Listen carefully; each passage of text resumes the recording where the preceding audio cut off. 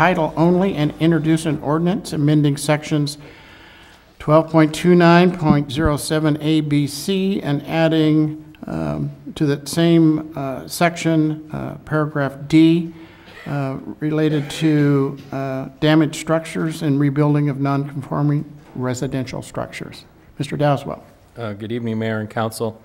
At your January 13th meeting, you considered an item involving a time extension to a project that was in the southern part of town. And at that hearing, there were a number of residents that spoke of a concern having to do with the RM2 zoning district. And that concern had to do with the fact that currently single-family homes are not a permitted use, thereby making all of those existing single-family homes non-conforming. Under our current non-conforming provisions, when a non-conforming structure is destroyed by more than 50% of its value, it cannot be rebuilt except with a conforming structure.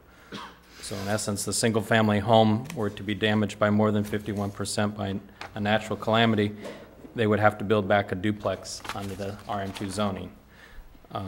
The council expressed concern with that and asked staff to come back with a proposed ordinance amendment which would allow non-conforming residential structures, specifically single-family, to be rebuilt even if they were destroyed by a natural calamity by more than 51%.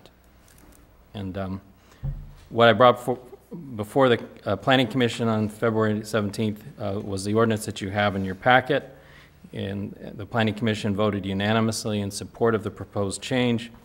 I would add for the Council's information, we included all residential structures that would be in a non-conforming situation, so that would include those that might be in an area of land that's designated agricultural or commercial, and there are a few commercial situations where a single-family residence exists. For example, if you know the new car wash next to Dixon Mini Storage at the corner of Stratford and 113, there's a single-family residence there in a commercial zone. That particular residence could then be rebuilt if it was destroyed by more than 51%. So there's an example of a situation where it's existing in a commercial and not just a residential zone. The only thing I would add for the record is when this went to the Planning Commission, I mentioned in the staff report that this project was categorically exempt from CEQA, which is the environmental review process.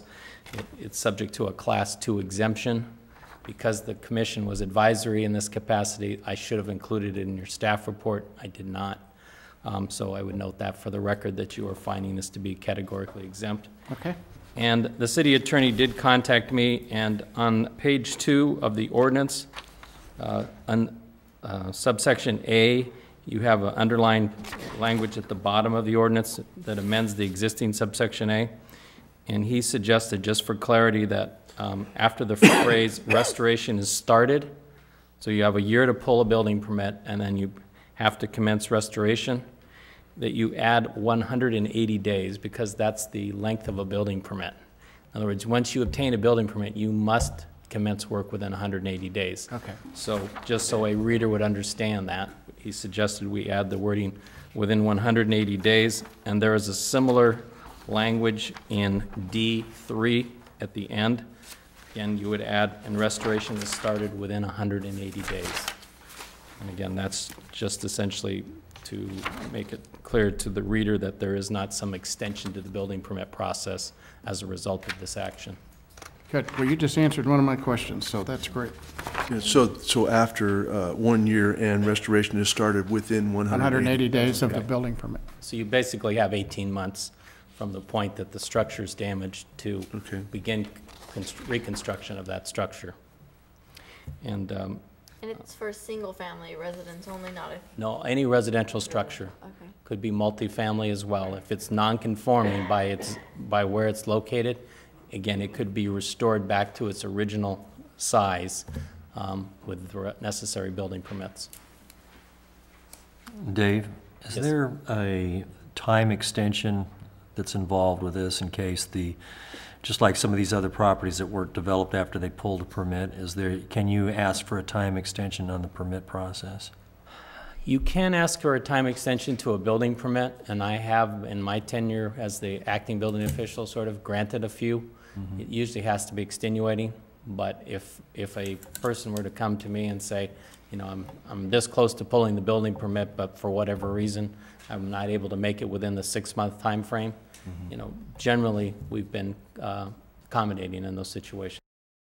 I won't say 100% of the time, but we've tried to be when we believe it's a valid. Oh, I see. So you're shortening the time from the 1 year down to No, you'd still have the 6 1 months. year to start the process, but then in the building permit process, there is a provision that allows me to extend it one time for 6 months. Oh. So at the date prior to the 6-month expiration, theoretically, it could be extended for another 6 months, and they would have essentially 2 years to then begin construction.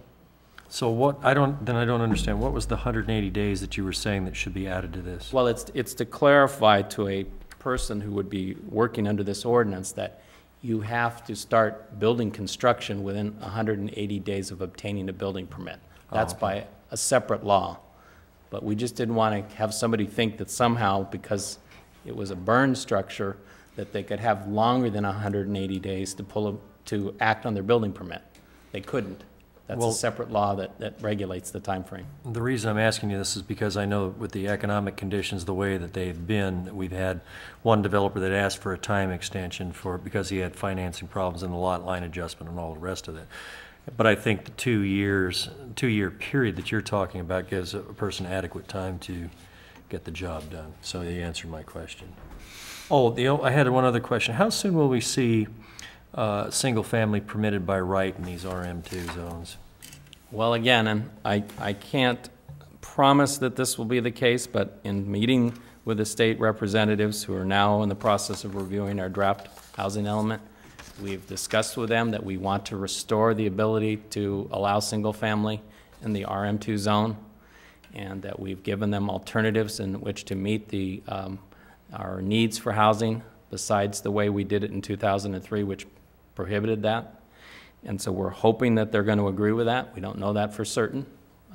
Assuming they do, and we get our new housing element adopted and certified by the 1st of July, which is our intent, I will be bringing back to the Planning Commission and City Council a change to the RM2 zoning as quickly as possible after that date. In the meantime, this sort of protects those structures that are in that RM2 zone, which was the original direction that the council was trying to achieve. But it does also protect other residential structures that might exist in other zones that could be subject to the same calamity that would destroy a single-family home. Rather than just single in on this particular area, you've actually I've broadened it to brought in include all everything, residential structures. so it wouldn't be conceived as unfair. Right. The only exception, and I cannot think of one, council member, is industrial. If you had a residential structure in an industrial zone and it were to be damaged by more than 50%, and again, I'm not aware of any in this city, but I may have missed something, it could not be restored. Dave,